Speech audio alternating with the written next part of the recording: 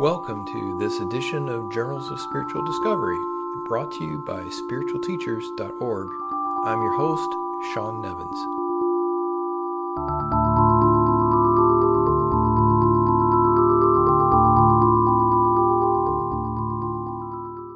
Hello everyone, this is Sean Nevins with spiritualteachers.org, and welcome to the podcast.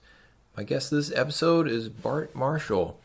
Bart is the author of The Perennial Way and the Christ Sutras, as well as several new books that we'll discuss in this episode. We'll also delve deep into what I think is a core aspect of Bart's message called Ultimate Betweenness. You can see Bart in person at the upcoming TAT meeting, which will be April the 5th through the 7th. It's really going to be an amazing lineup of speakers. In addition to Bart, there'll be Paul Hederman, Paul Constant, Paul Resendez, and Norio Kushi. You really should go to this one. And if you're interested in it, check out tatfoundation.org and look for the link to the upcoming meeting. As always, if you want more great interviews, visit spiritualteachers.org and look for the podcast tab. Thank you for listening and enjoy this episode. Well, I just wanted to thank you, Bart, for taking time out of your day to do this interview. I really appreciate that. Well, it's my pleasure, Sean. Thank you for inviting me. Absolutely. And I wanted to tell people who are listening that I don't really intend to get into much of your background or your spiritual resume, if you will, in this interview, and but let people know that for that you've been interviewed on Conscious TV, as I recall, and Bat Gap, and then you're also in the film Closer Than Close, so people can turn to those three sources to definitely hear about your background story, which is worth listening to for sure. Yeah, I've been over that a number of times, and of course, I never mind doing it again. I hear people that are constantly telling their stories or pieces of their stories over and over again, and I kind of feel sorry for them. But on the other hand, it may serve a purpose. So I never object, but I appreciate you just kind of pointing to those other sources. Yeah. So really, the impetus for this interview is an essay that you wrote, and it's on your site, selfinquiry.org. And I'd like to start off talking about that, and then we'll just see where we go from there. But I really feel like this is one of those gold nuggets that, in the vast amount of material on the spiritual quest on the internet, that it really deserves to be revisited. And that is your essay, which I believe is called Ultimate Betweenness. And there's just a sentence that I wanted to read to start us off. You wrote that there are two main things I think are worth studying. One is how to wake up from this dream we call life, and the other is how to get what you want within it. As it happens, the formula for both is the same. So could you give people an overview of what do you mean by ultimate betweenness? First of all, I need to point back to Richard Rose, who's the originator of the term betweenness and ultimate betweenness as well. And the concept or the idea of betweenness is out there in many forms. You can find it in all the ancients, and it has to do with your thoughts create the world, essentially, that sort of thing, which you find in Buddha, Christ, everyone. So in that regard, it's not, unique. But the way Rose talked about it, for me, sparked kind of a deeper thinking about it, and I turned out to be an integral part of my waking up, which is the ultimate betweenness part. So betweenness without the ultimate in front of it is not entirely different from the concept of law of attraction, or I like to call it the law of creation, because it's not so much that you're attracting things that are already there, because that's not the cosmology or metaphysics that I've come to understand. It's creating something that isn't there until you bring your attention to it. So it's a law of creation. And betweenness is essentially a way of holding your head to turn events into in your favor. But it's a very, very tricky thing because you can't just use it willy-nilly because you want a new car or something. I mean, people do, and maybe it works. I don't know. But for me, it's a way of life, and it has to do with, well, first of all, my shorthand version of describing it is it's where desire meets surrender. In other words, if you have a very strong desire, a very well-focused intent, but can maintain an attitude in your head of, if it's not God's will that I have this, then I'm okay with that. And you have an indifference to the outcome. It's a powerful desire, but an indifference to the outcome. And essentially that's betweenness. And it certainly gets to the, my will, not thy will sort of thing. And so in thinking about, how to describe it to others, I broke it down into four things that could be talked about, even though it's not divisible in any way. It's a gestalt. It's an ephemeral sort of a way to hold your head. But I talk about it in four aspects. The first is the intention, the desire, a powerful desire. If you don't have that, you got nothing.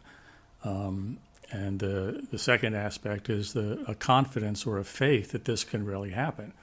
If you have a desire and it's just sort of whimsical and you think, oh, but that could never happen to someone like me, or I don't deserve it, or I'm not worthy, or whatever, then you've shot yourself in the foot. So you need to also be confident that the gift will be given. And then, I think an attitude that's important is gratitude. So while you have this powerful desire and a confidence and a faith that it will come to fruition, you're also extremely grateful for things just as they are. And of course, you have gratitude for the thing which you expect to be delivered as well, but also gratitude for things just as they are without this desire being fulfilled. And so that's I think a fertile way to be holding your head. Just, here's some, in other words, let's just use the word God. God, I really want this, and I have faith in your ability to give it to me, and I know that it's coming, but I'm so grateful for everything that I have right now before this happens. Thank you for everything, and if it doesn't, and then the fourth part is, but thy will be done. If it's not your will that I have it, then that's fine with me. Thy will, not my will, and that produces a posture of indifference that can prove very fruitful. In regards to the intention part of that, I'm familiar a little bit with the law of attraction, and my understanding would be that there's a certain aspect of being able to picture what it is that you want or visualize what it is that you want. How does intention work with something like I'd like to be spiritually awakened? That seems vague in a way.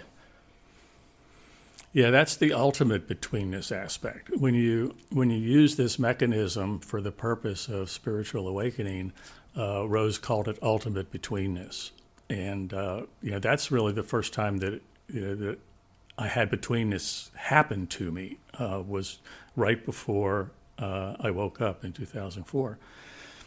I discovered or realized that I had been in a state of ultimate betweenness right before it happened. The day before had put me into it, and I didn't come out of it. And then on the plane, the gift was given.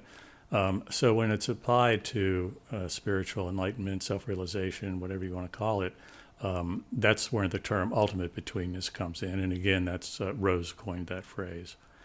And so as far as applying it, which I didn't intentionally apply it because I wasn't that, facile at working the system, particularly. It kind of came upon me, and after the fact, I sort of reverse engineered some theories about it. So I wasn't really actively practicing it during my seeking years. But if one was to actively practice it, your desire would be a very powerful desire to know the truth, however you want to describe that to yourself. But and it has to be, when I say very powerful, I can't emphasize that enough. You have to want truth at all costs. In other words, if it's going to, make you homeless, dead broke, you're going to lose your wife or your girlfriend, or it's going to drive you insane, you have to be willing to have that happen. It's not going to be asked of you. I hate to turn to the back of the book and give you the good news, but the good news is it is not. Overwhelmingly, the reports are it's never asked of you, but you need to be willing to have it taken from you. A useful prayer is whatever stands between me and truth, or if you're speaking in a devotional aspect to the higher power, whatever stands between me and you, take it from me. And you have to mean it. You have to want truth at all costs. And that's a powerful intention. If you have caveats and other things that you want, the divine will do its best to give you everything you ask for, but it's going to be really, really hard if you have a lot of things that are in conflict with each other or that sort of thing. But if you only have one desire, and it's a very, very powerful desire, that puts you in a position where it can happen relatively quickly. And so you sort of apply these principles, the same principles. What I want is truth. I want it at all costs. I know that it can happen to me. That's the faith and the confidence part, which is a kind of a difficult part when you're dealing with ultimate truth, self-realization, that sort of thing, because we don't really think that deep down, no matter how intense of a seeker we are, we don't really think we're worthy of it. In the back of our mind, it's only for very special people in history that get religions named after them and that sort of thing. And even meeting Rose, who was like in some respects just an ordinary guy, that was a huge thing for me, because now I had a model of someone who was relatively ordinary, who woke up, who became enlightened. And I said, wow, that it really can happen to ordinary people. But by the same token, Rose was a powerful personality and had lots of attributes of character that I did not attribute to myself. And so he was, also kind of in the category of, well, he's special, and I didn't put myself in that category. And for me, what kind of broke that barrier was when some of my friends started waking up, including you. And these are people that, I knew before and after, and I knew damn well they were ordinary people because I'd been friends with them and done stuff with them. And so now it really became, wow, this really can happen. This gun I'm playing with is loaded. This can happen to anyone. It could even happen to me. And so the faith and confidence aspect it kind of kicked in at that point for me. And the gratitude part, I don't know. I've always kind of been a person who's grateful for everything, and that wasn't too hard for me. I don't know that I ever did it on purpose or whatever, but that was something that kind of came naturally. But the indifference part of it, that is not something you can do on purpose. That is, in my estimation anyway, is going to be extracted from you. And in my case, it was a relatively dramatic passage where an extreme surrender of everything took place. And I was left in a state of complete indifference to whether I ever woke up or was ever enlightened.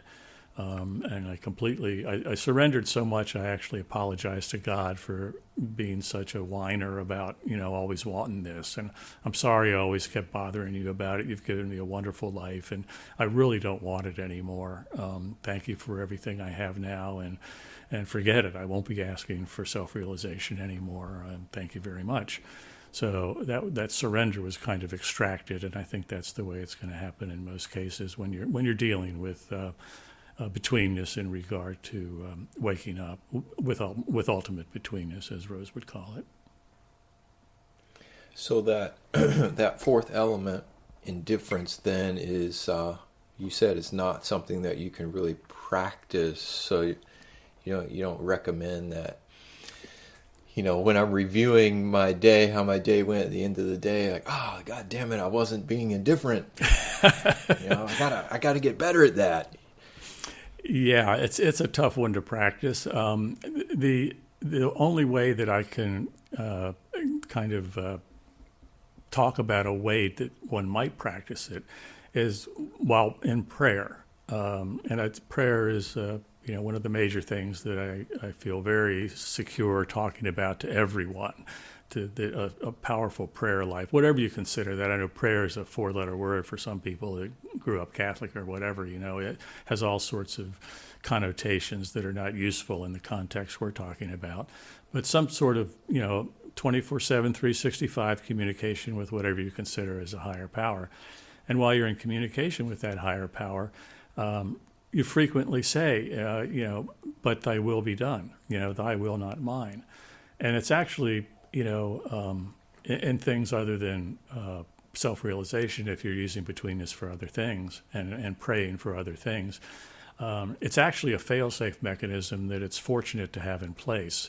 I can't tell you how many things that I have thought that I wanted and intensely desired and actually prayed for that I didn't get. And in retrospect, I'm so goddamn glad I didn't get them. It was not in my best interest to get those things. I was just too stupid to know that at the time I was asking for them. So this thy will, not mine is also a fail-safe for the person who's praying as well. But that is one way. That's an indifference. It's saying I'm not attached to the outcome of my desire. I have this desire. I'm going to tell you about it. I'm going to tell you about it in no uncertain terms. And yet I'm not attached to the outcome. If it never comes to fruition, then I'm okay with that. And you can, in some ways, you can kind of practice that as a state of mind, as a way of being. And I think of betweenness as mostly a way of life. It is my way of life. I don't use it for specific things or anything. It is just my way of being. Is that, if I have a desire and confidence that it can happen, gratitude kicks in automatically, and I immediately follow it up with, but thy will be done. It's Christ in the Garden of Gethsemane, as before he was arrested. He says, Abba, all things are possible to you. If it be thy will, take this cup from my lips. But if I must drink it, thy will be done.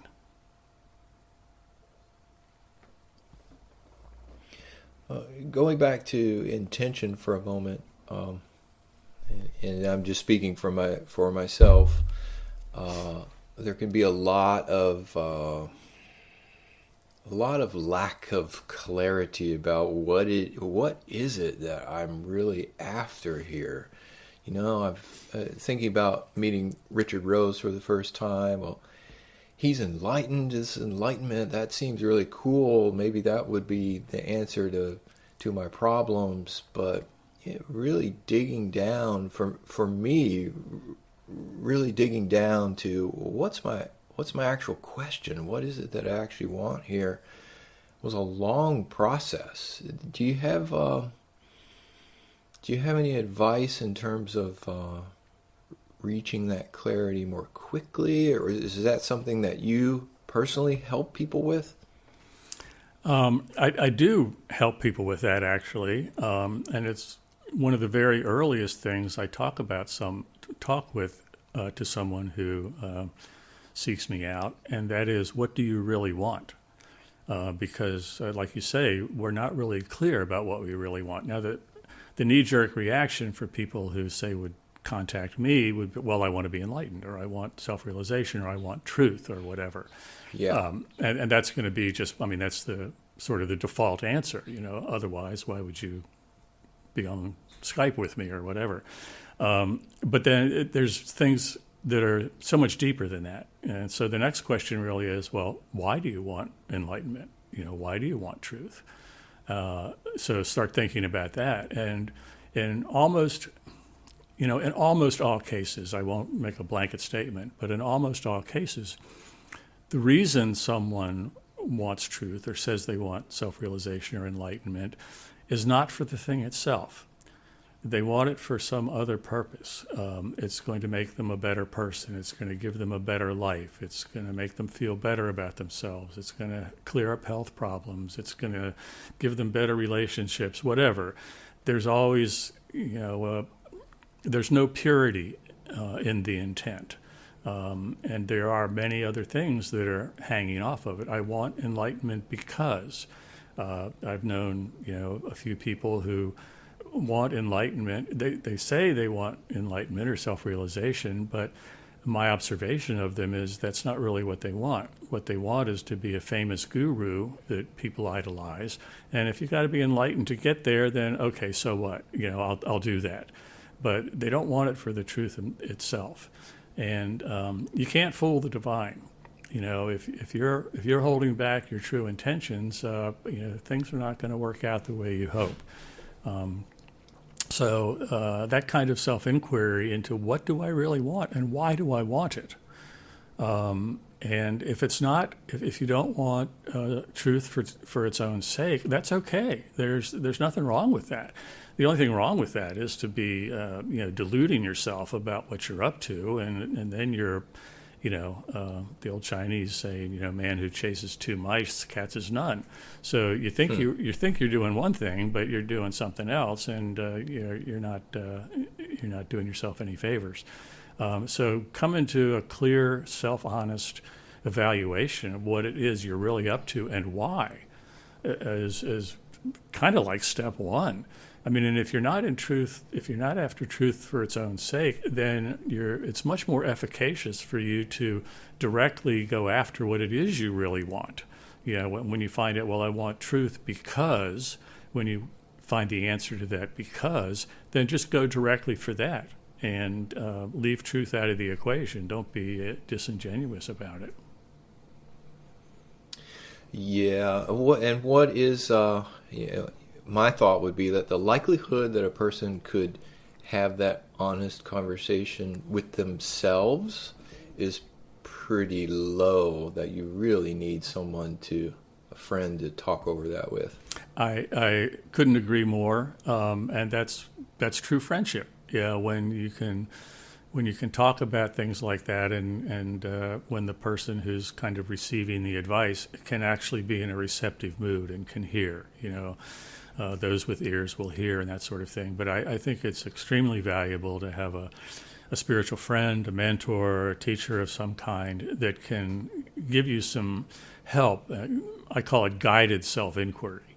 So that the second person, the mentor, the friend, can ask the questions that take you deeper, the questions that you would not ask yourself because part of you doesn't want to go deeper, and another part of you doesn't know how. Hasn't been down this road before. Serious self-inquiry is not something that most people are in any way familiar with, and so just the process of self-inquiry, how do you do it? Is a foreign thing to a lot of people, let alone doing it at the level of wanting ultimate truth.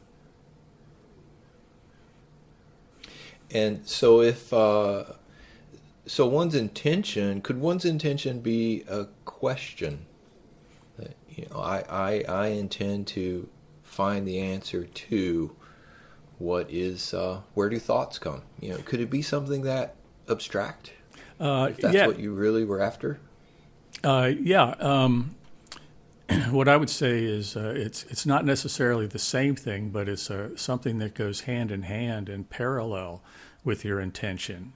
Would be a question, a koan, a question to the divine, to God, whatever higher power that you imagine.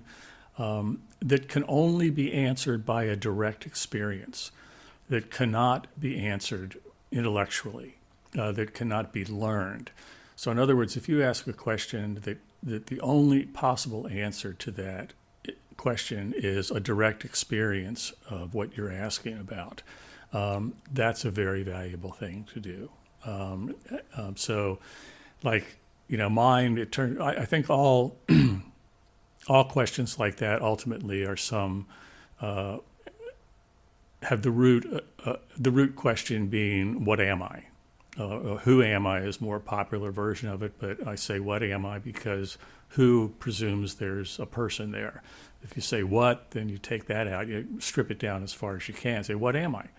And that's a question that cannot be answered by books, by anybody else. It can only be answered with the direct experience of your true nature. There's no other way to answer that. And so there's a lot of different variations of that. My particular variation that kind of haunted me during my seeking years was, what's really going on here? I just had this powerful feeling that I was not sensing and perceiving the truth about what was going on. And I wanted to know the truth about what was going on. And my way of phrasing that was, what's really going on here? And would often throw in some curse words in there too, just to give it some extra power.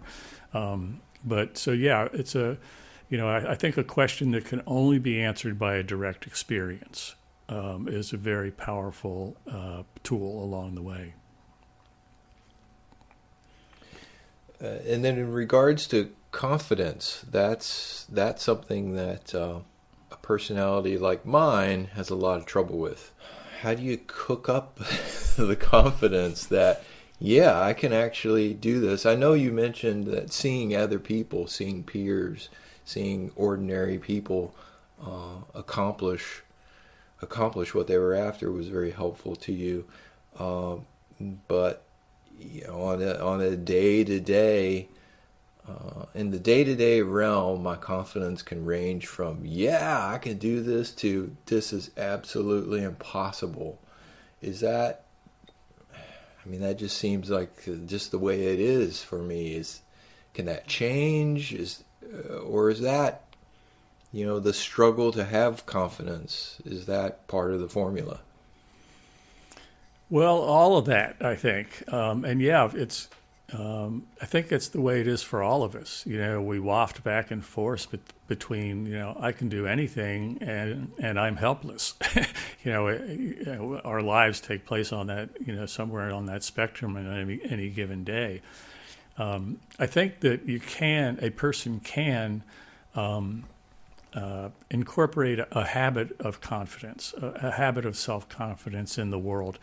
And I don't know any other way to do that, really, except to take small challenges upon yourself. And this is, obviously the challenge of realizing ultimate truth is not where you start, but take upon yourself small challenges that you think are maybe beyond you, or do something that you're afraid of doing, and conquer it. And just kind of one step at a time, build your confidence in that way. And I think it's surprising I think people would be surprised how quickly that can happen. Small victories are priceless. And, I'm surprised, at myself sometimes. I'll feel overwhelmed by something. And just think, I don't even want to start because, this is beyond my capacity, and I don't want to take all the time it's going to take to learn this. And I have I just can't do it, And then the next day I'll say, well, okay, I'll just open that up. I'll open that program up, and I'll try to learn the first step and see what happens. And the next thing you know, you're in it and you end up doing it. And then after that, you have a little bit of a bigger platform to stand on for your next challenge. And of course, you don't wait until you get to some huge platform before you ask for truth, before you ask for self-realization. You're doing that all along the way. But I think it's hard to build confidence about that because it is so abstract and it's so firmly ingrained in us that it's for special people. And it takes a lot to get over that as far as dealing with ultimate betweenness and ultimate truth, self-realization, that sort of thing. So it's a tall order, but it's the same for everyone. Even the most confident people in the world deal with self-doubt all the time. So we can't get down on ourselves for that. That's the mechanism that we're born into. Yeah, and I think the crux of my question was, if I have a day where I just don't feel like I can do this. This is more than I can handle. Has that somehow ruined the formula, or is that's just the way that just happens and No, move on? absolutely not. It doesn't ruin anything. A step in the direction towards truth is never reversed. You can't ruin the formula. You can't interrupt the process. You can't go backwards.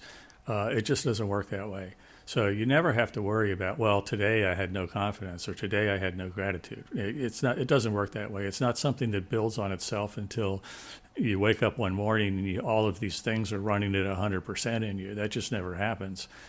So it's always a back and forth. It's always a give and take with all of these four elements that I've talked about.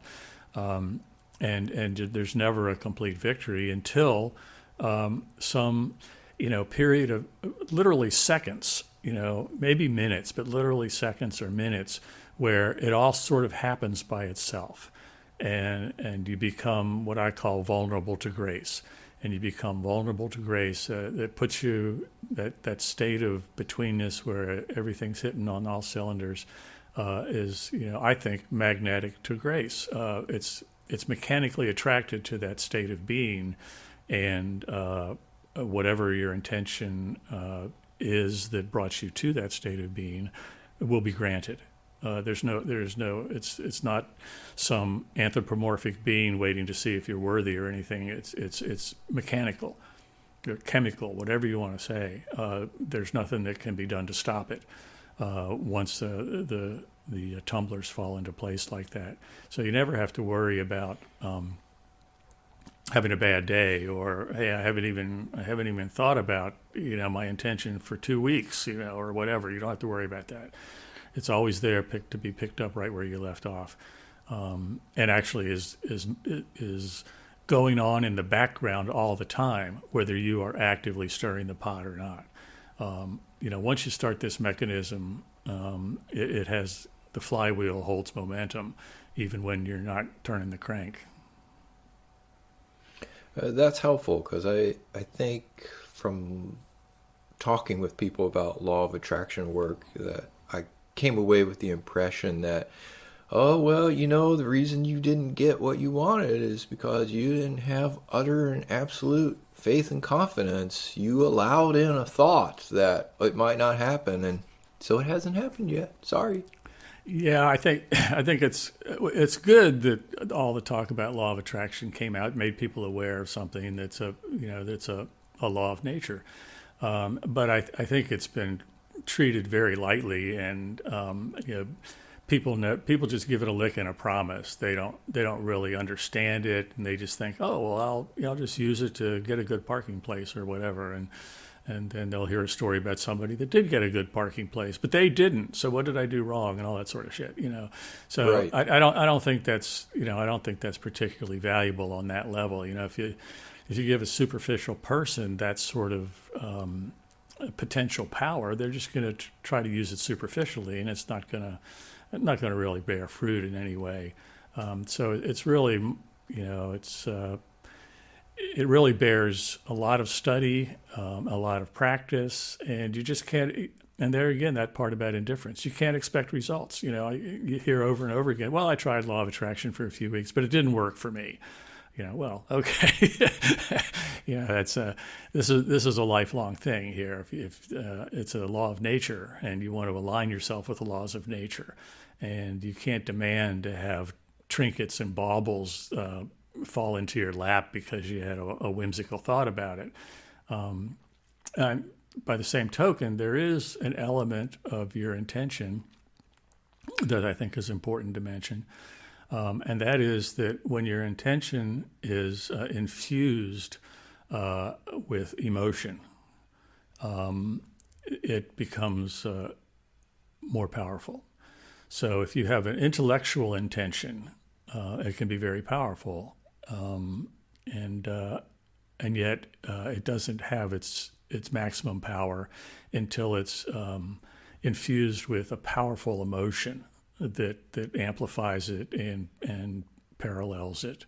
So that is one way of amping up your intention, is to have it be have it full of emotion. I'm very curious to hear from you how you see that Richard Rose's idea of backing away from untruth fits in with what I see as maybe a contradictory thought of, I intend for this to happen. Well, Rose was very much about, you don't know what the answer is. You don't know what the truth is. And the best you can do is to identify what's not true and back your way into it. Yeah, I absolutely agree, and that is the process. I think that's where, if you're kind of trying to move these two things into the same paradigm or the same box, the backing away from untruth, has to do with a lot of things in your manifest life. You just learn what bullshit smells like, and you leave it alone. And that's a slow process on the manifest level. You have to learn what's doing your seeker life good and what's hindering your seeker life, and you back away from it. And on the level of teachings and that sort of thing, which there's myriad teachings out there, obviously, if you start looking into things and reading and teachers, and there's all sorts of seemingly conflicting advice, and you have to sift through a lot of that. So the process of backing away from untruth is very valuable there as well, because you might give a teacher or a book a try for a few months, and you go, you know what, that just doesn't sound right, or that doesn't resonate with me, and so you drop it. You move on to the next thing. As another Rose quote is, turn over every rock. You don't just stay with the first rock and just keep looking under that rock, even though it's not doing you any good. So if a rock kind of has a sniff of untruth to it, then you move on to the next one. And I think another thing that's worth saying is that your intention for truth or self-realization should not be prescriptive in any way. In other words, you're wide open as to what that means. You have no idea what truth is, obviously. You don't know if it even exists, or you might not recognize it if it hits you in the face. I mean, you couldn't be more clueless about what you're asking for. And so it's important not to prescribe how it's going to happen or what you think it's going to be like. And of course, the worst offenders at that sort of thing are religions and very tight traditions that try to tell you what it's going to be like. And truth is just laughing at you. Truth will not fit into a pre-described paradigm. It is what it is. And if you have ideas about what you think it's going to be, it's either going to blow those away if you're lucky, or keep its distance as long as you hold on to those beliefs. That's why I also say all beliefs are bad. If you have a belief about truth or a belief about anything else, actually, get rid of it. If you're in a state of belief, you are not vulnerable to grace. And of course, the whole thing is to become vulnerable to grace. Yeah, that's very helpful. I appreciate that. So one's intention could really almost be a feeling that we're trying as best as possible to put words to, a longing or a desire. Does that make sense? Absolutely, yes. And the intention is much more of, in this case of ultimate betweenness, is much more of a feeling, an emotion, a longing, a whiff of home cooking, and by God, you just got to find out where that home is. And it can be put into words, and it's useful to be able to put it into words. But the words have to be as simple and as all-encompassing as possible. No prescription whatsoever, no expectations, no nothing. It's just, what am I? I want to know truth at all costs. I have no idea what that means or what it's going to cost me or what truth is. But for some reason, a reason I can't describe or even understand, I want truth at all costs. Now, this essay, The Ultimate Betweenness essay, I believe you wrote in the intro to it that it came from a talk that you gave, I think, back in 2007. So the talk and the essay have been out there a while. I'm curious if, in the years between, have you seen any patterns, if you will, in terms of what trips people up if they're trying to do this? Well, to be honest, I think the whole thing trips people up. I get a lot of questions about it and curiosity about it because it's a compelling concept and it's a compelling topic, especially when it's applied to self-realization. And so there's a lot of interest in it because it appears, at least at first blush, and it turns out it is actually, a bit of leverage we have over something we actually have no control over whatsoever. I mean, we have, as much as we do as seekers on the path, we have absolutely no control over whether we ever wake up. That's always grace. It's always an accident. As Rose says, there's no formula for a lightning bolt. No recipe for a lightning bolt, I think it was. And so we do all these things, but none of our efforts are ever going to work.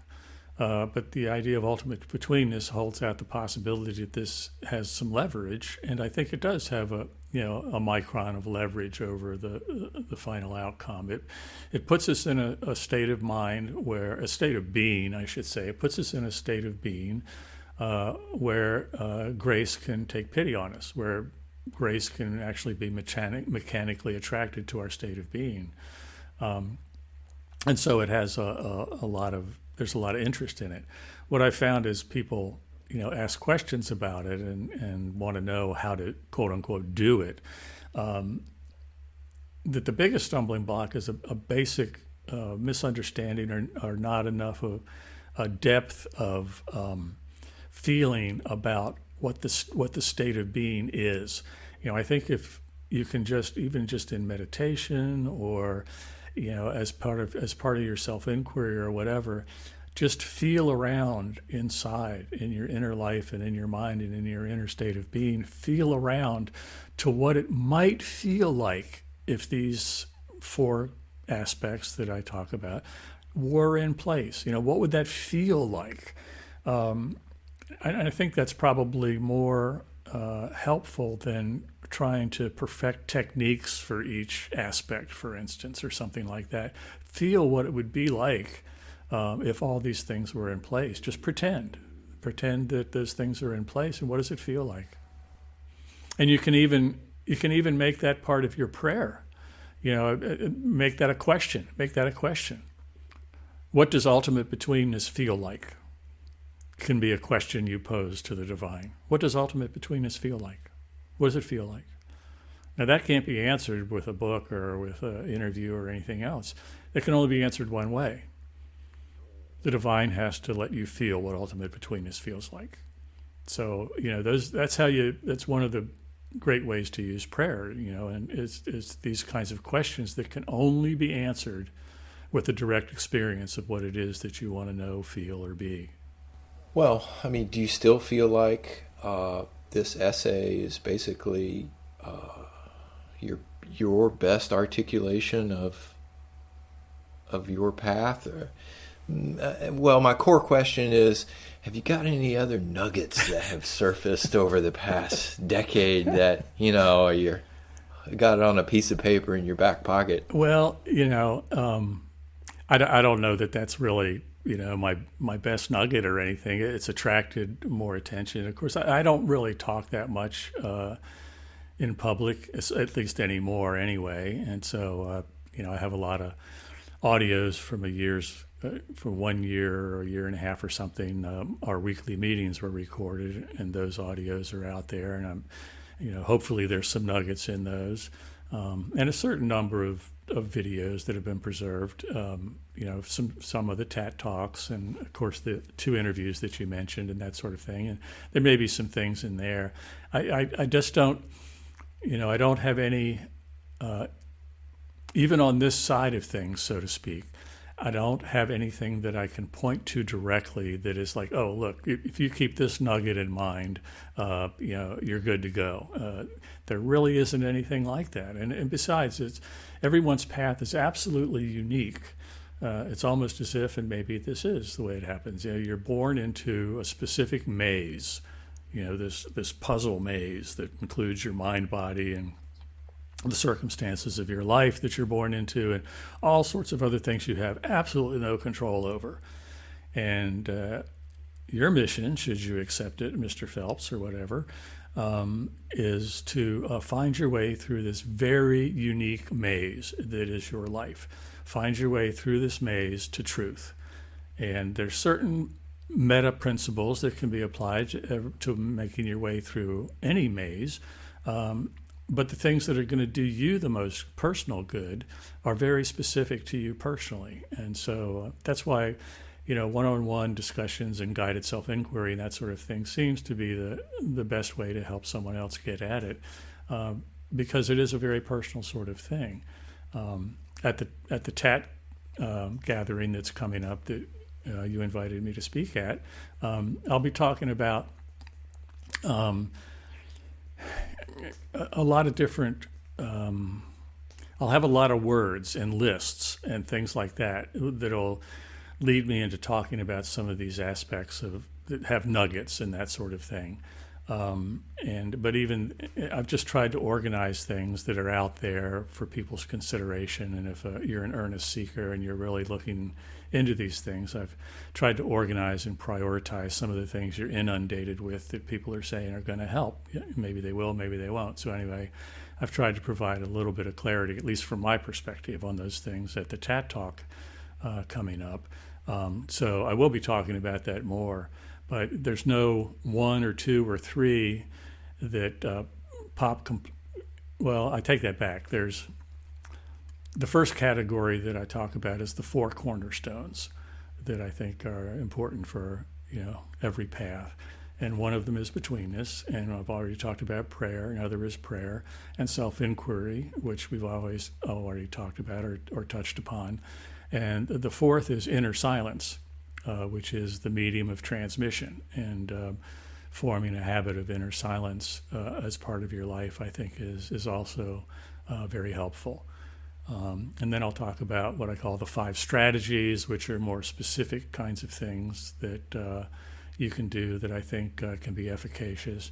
And then we move down in priorities from there to what I call the 6 habits, which are sort of ways of being that are more difficult to practice, but you can notice when you're in or to kind of steer yourself towards.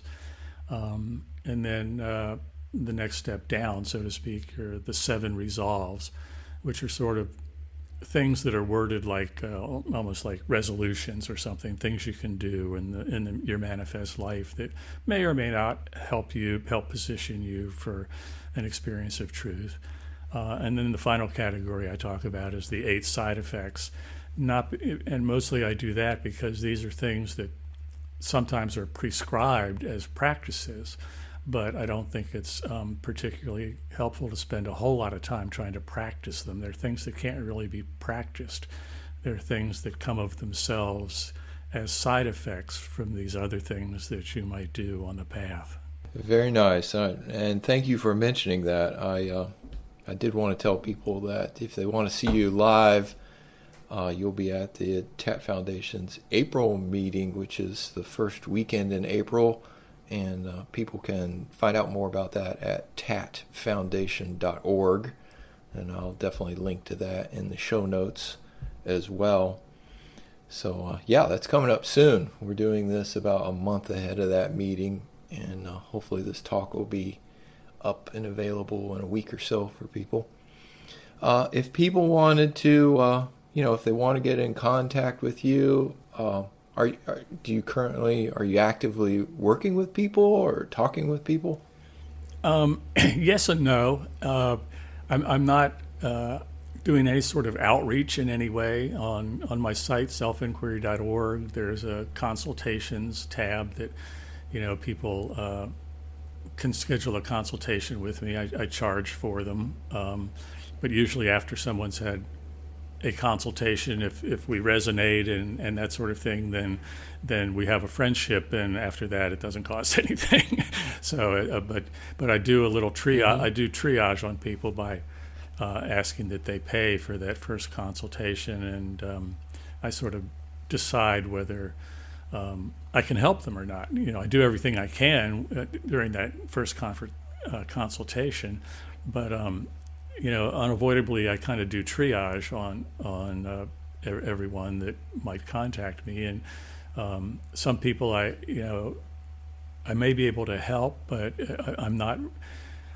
I sort of feel like my highest and best use is for people who are on this path and have been on it for a while and are so far in they can't get out, and they've kind of got that red hot iron ball swallowed halfway down, and there's no way but forward.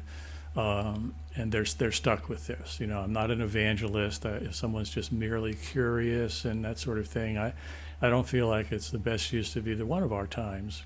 For me to talk with them. But someone who's kind of at the end of their rope, they've been doing this, and they're pretty well positioned. In a lot of cases, they've done most all they can do on their own. They followed all the seeker advice, and they may have been doing this for years and decades. And I find that sometimes I can give people a little boost by doing the things that I do with them. And so so there's that consultations thing. And since this is people that are listening to this podcast, are in that group, I think a lot of them, and I don't mind people contacting me at all with email. And you can contact me by email with Bart at either of two websites, Bart at selfinquiry.org or Bart at realface.com. Just tell me where you're at, and we can have email conversations or anything like that. If I feel like it'll be helpful for us, and I'm glad to do that. Oh, well, let's talk about Real Face Press for a minute. You really blew me away when you said, I think you said you have 13 different titles on the press now. Can you tell us a little bit about that? Yeah, I do. I had a flurry of publication recently. There are 13 titles on Real Face Press, and they basically fall into four categories. There was only three there for a while. There was only two for a while. I self-published Christ Sutras, all of the sayings of Jesus arranged as sermons, and The Perennial Way, which is an anthology of translations of mine of ancient Eastern texts, and they were just sitting there by themselves for a long time. And then I helped Mike Snyder write a book, The Triune Self, and published that. So there was three. And then I had 10 completed projects that have just been, on my laptop for however long that I haven't done anything with. And they fall into, a couple of them have to do with Richard Rose. 3 of them are edited. I edited out of print books that I think should be preserved, and I edited them and published those, the edited versions of those. And then some more ancients. I did the Bhagavad Gita, and actually the first 5 books of the Bible, the Torah. I'm doing the whole Bible, but since the first 5 books are its own thing in the Jewish tradition, I went ahead and published the first 5 books of Moses as the Torah, and it's a very interesting project there. It's a different look at the Bible. I call my version the King James Reader's Version because it looks like an epic poem, and it is an epic poem. Actually, the Bible is an epic poem, but this is formatted as such, and it reads like you think you're reading the King James Version because it's got all that feel and language lilt. But you just, without really realizing it, you're not stumbling over anything, and you have more immediate understanding, and you can read right through. And so I think it's something I'm interested in completing. It's a long-term project, obviously. So long way around saying the Torah and Bhagavad Gita are new additions to the ancients, and the moderns are Conquest of Illusion, Magic White and Black, and Think and Grow Rich. And then I also published a little book of poems of mine that kind of came through as a download about 6 months after I woke up. And then I published a screenplay of mine that I'm not going to try to get it produced anymore, but I thought I wanted an artifact of this obsession that I'd had for so long.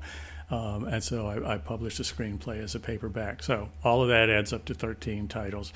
And the reason I was able to do those 10 all at once, literally, I did publish those 10 in a space of about 2 weeks, not too long ago. I still haven't finished the Kindle versions for them.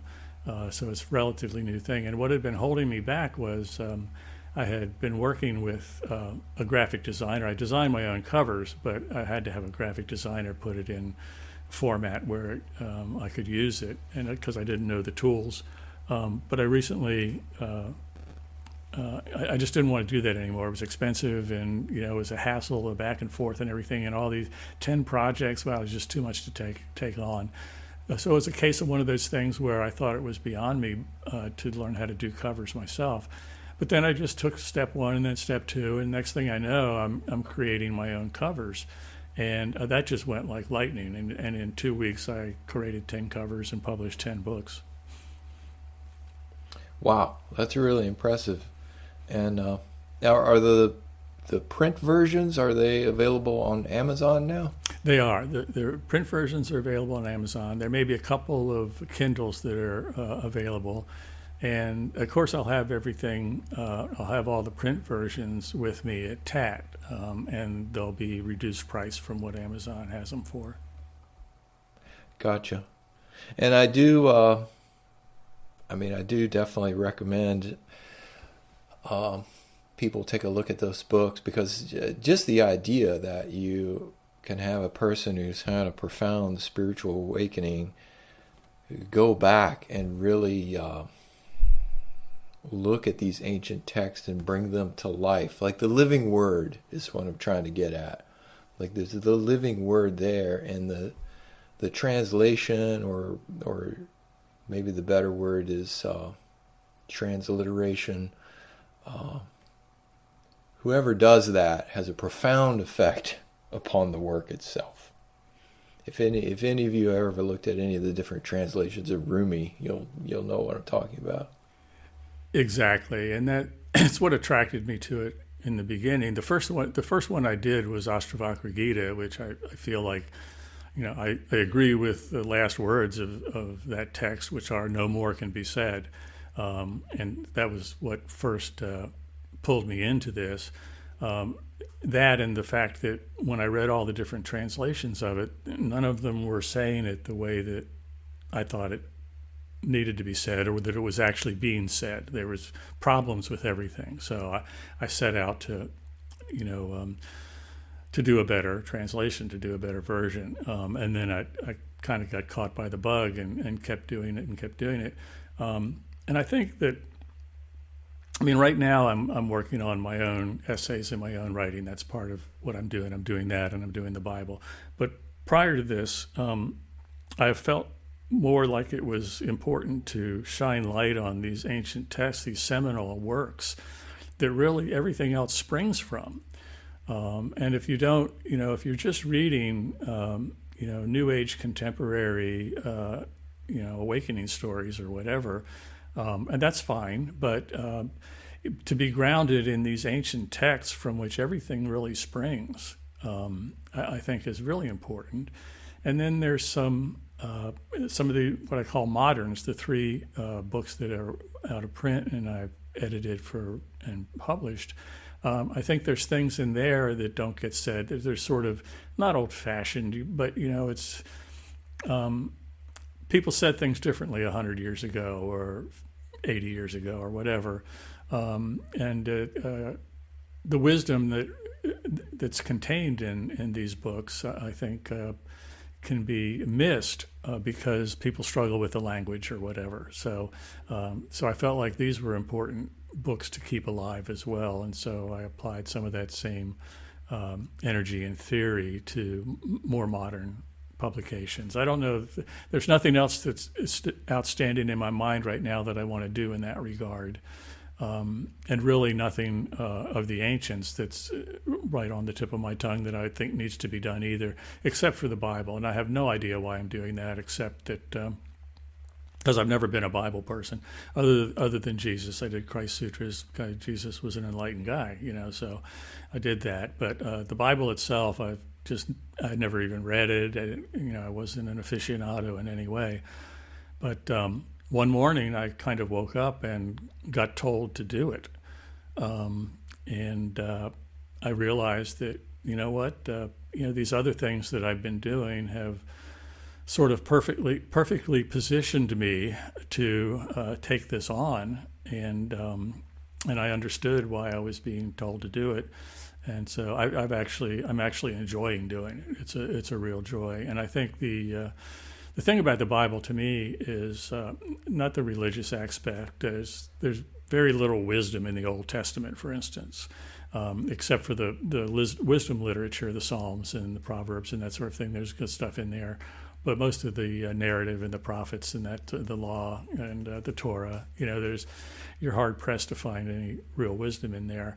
But this document, this called the Bible, the Old Testament, the Tanakh, the Torah, whatever, this has had such a tremendous impact on civilization for thousands of years. What we are as a society and as a civilization is rooted in this.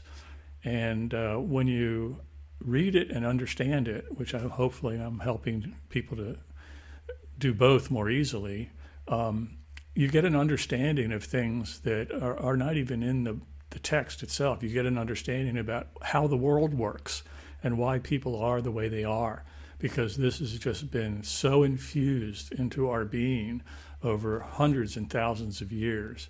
And so it's a really valuable foundational document. But like I say, I don't recommend it as a source of great wisdom. Yeah, and I'll link to the different books that you have in the show notes.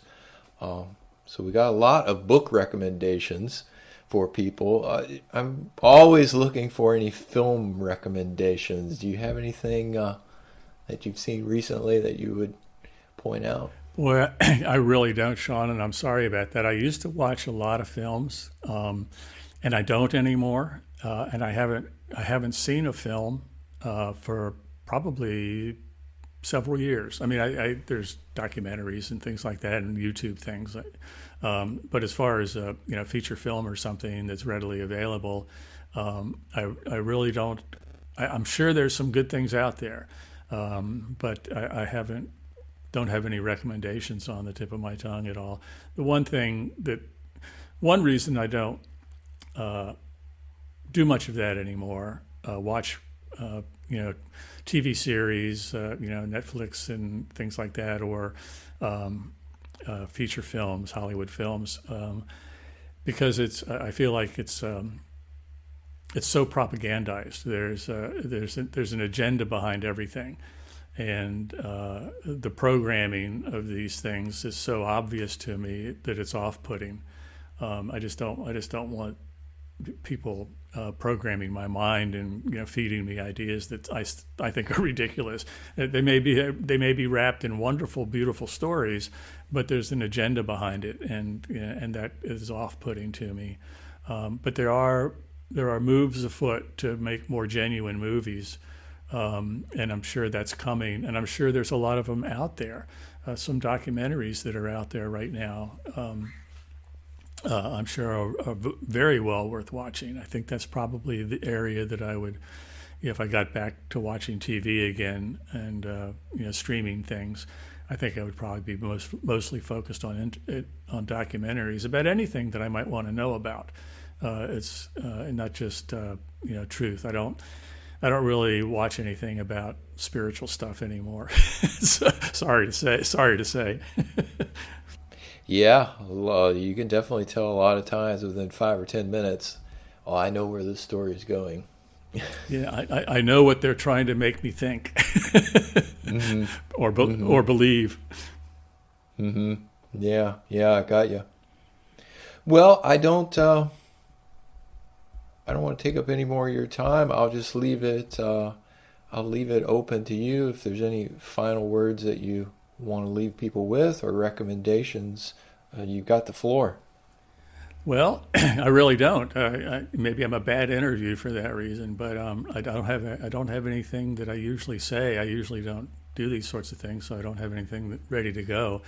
And as I often say, if I'm not actively asked to talk about this sort of stuff, I don't think about it. I just doing chainsaw work or whatever happens to be being done, writing or whatever, and I don't think about this stuff in the abstract, which is one of the biggest benefits. I always say you don't really get anything out about self-realization. The one who wants enlightenment doesn't get anything out of it. It doesn't have anything to do with the character that wants it and prayed for it and everything, and so you don't get anything out of it really. You're not enhanced in any way, and your problems don't go away, and none of your sketchy emotional wiring gets cut and smoothed over, none of that stuff.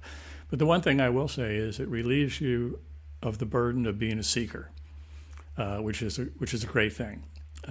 It's for me, my seeking life was spanned 37 years, and it became increasingly over that time an obsession that drove everything in my life and ruined things in my life because if that's your priority, other things fall away, and sometimes the people around you don't appreciate what you let fall away. But then, once a conclusive spiritual occurrence happens, all that falls away. You don't have to do that anymore. The burden has been lifted. And so a long way around of saying that I really don't think about these things unless I'm talking to you or other people about them, or it's not something that comes up, and in the abstract, I don't have anything that I would just say to everybody. It's so individual. I know I said this before, but everyone's path is so unique. That's why self-inquiry and self-observation and self-honesty are so important, because you are absolutely alone in this. There's friends that are doing it along with you, perhaps, if you're lucky to have a group and some friends that are also sincere about this. But every one of you are alone. You're absolutely alone on this path. And if it comes to a conclusive resolution, you will find out that not only are you alone on the path, you are alone in the universe. You are the totality of all that is, and you can't get any more alone than that. So it's a completely unique path that you have to walk. And if you're lucky enough to have grace smile on you, you find out that you're the only thing in the entire universe. You are all that is, and you are alone. You are the totality of all, and you cannot step outside totality and take a look at it.